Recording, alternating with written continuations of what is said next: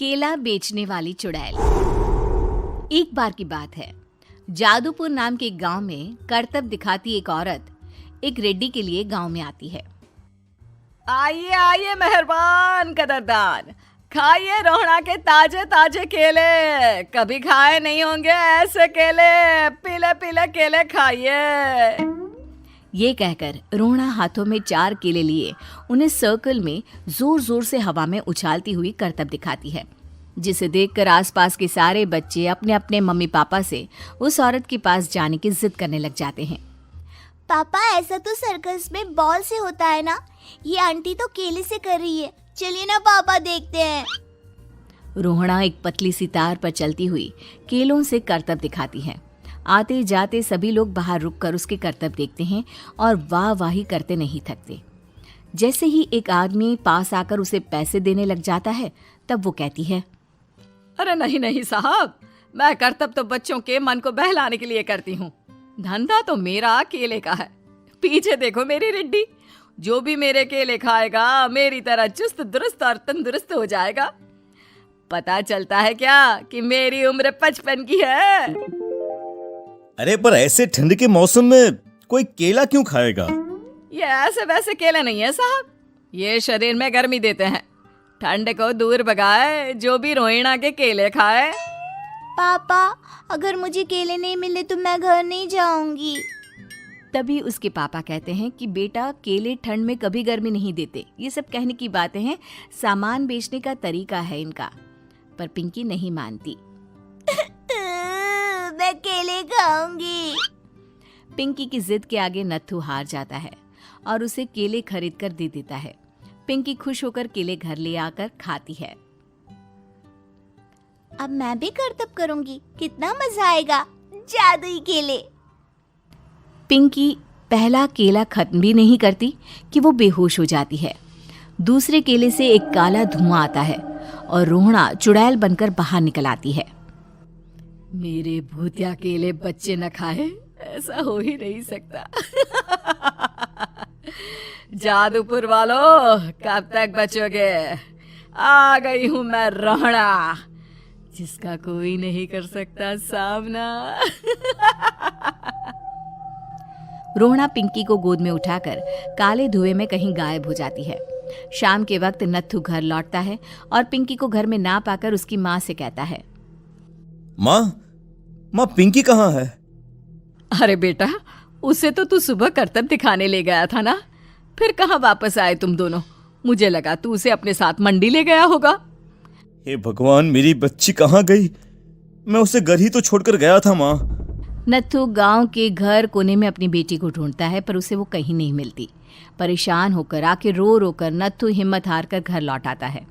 अगली सुबह रोहड़ा फिर से करतब दिखाने आती है और इस बार पिंकी की तरह रोनी केले खरीद लेता है। 50 रुपए दिए थे पापा ने, सारे पैसों के मैंने केले खरीद लिए हैं। अब मैं भी आंटी की तरह ही करतबबाज बन जाऊंगा। यही सोचते हुए रोनी केले खाता है और पहला अकेला केला आधा खत्म भी नहीं करता कि चुड़ैल उसके सामने आ जाती है।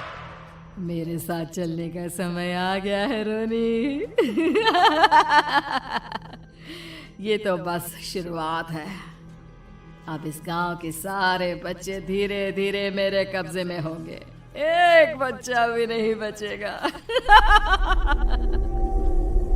ये कहकर रोना रोनी को गोद में लेकर काले धुएं में अदृश्य हो जाती है। इसके बाद हर रोज गांव में से कोई ना कोई बच्चा गायब होता, पर ऐसा क्यों हो रहा है किसी को भी समझ में नहीं आ पा रहा था। रोज की तरह अपनी बेटी पिंकी की तलाश में नत्थू गांव के एक तालाब के पास बैठा रो रहा था। कहाँ गई मेरी पिंकी? शकुंतला के जाने के बाद एक वही तो मेरा सहारा थी। अरे उसकी आत्मा कोस रही होगी मुझे कि मैं अपनी बच्ची को संभाल भी नहीं पाया। नत्थू ये कहता हुआ रो ही रहा था कि तभी तालाब में से उसे शकुंतला की आवाज सुनाई देती है। कहाँ थी तुम शकुंतला? हमारी बच्ची और सारे गायब हुए बच्चे रोहड़ा के कब्जे में हैं। वो बच्चों को जो केले देती है उससे बच्चे बेहोश हो जाते हैं और उसके कब्जे में आ जाते हैं और वो उन्हें ले जाकर काली दुनिया में ले जाती है। पर वो ऐसा क्यों कर रही है? ये मैं नहीं जानती, पर उस दुनिया का रास्ता मैं आपको बता सकती हूँ। जहां ये नदी खत्म होती है वहां एक केले का पेड़ है, उसके नीचे एक दरवाजा है, वहीं से रास्ता जाता है उस दुनिया का। ये कहकर शकुंतला की आत्मा गायब हो जाती है। गांव के सभी लोग झुंड बनाकर उसी रास्ते से काली दुनिया में चले जाते हैं और वहां देखते हैं कि सारे बच्चे वहां काम कर रहे थे। पापा मुझे ले चलो यहाँ से। पापा पापा। सभी बच्चे अपने मम्मी पापा से लिपट जाते हैं। तो तुम लोग यहाँ तक आ गए? क्यों हमारे बच्चों को पकड़ लिया तूने? तुझे शिकार ही बनाना है तो ले, हम सब आ गए हैं, हमें खा ले। नहीं, मुझे बच्चे चाहिए, मेरे बच्चे के बदले तुम लोगों के बच्चे। क्या मतलब? मैं इसी गांव में रहने वाली एक औरत थी। केले की चोरी के इल्जाम में मेरे बेटे को गांव वालों ने इतना मारा कि वो मर गया। उसी दिन मैंने ठान लिया कि गांव वालों का भी वही हाल करूंगी। कुछ दिन बाद बेटे के चले जाने के दुख में मैं भी मर गई और मेरी भटकती आत्मा एक चुड़ैल बन गई। और फिर मैंने बदला लिया तुम सबके बच्चे छीनकर। बर्दाश्त नहीं कर पाए ना, सोचो मुझ पर क्या बीती होगी। हमें माफ कर दो रोना, पता नहीं ये किसकी गलती थी पर हम सभी माफी मांगते हैं। हमारी खुशियां लौटा दो, तुम भी तो एक माँ हो।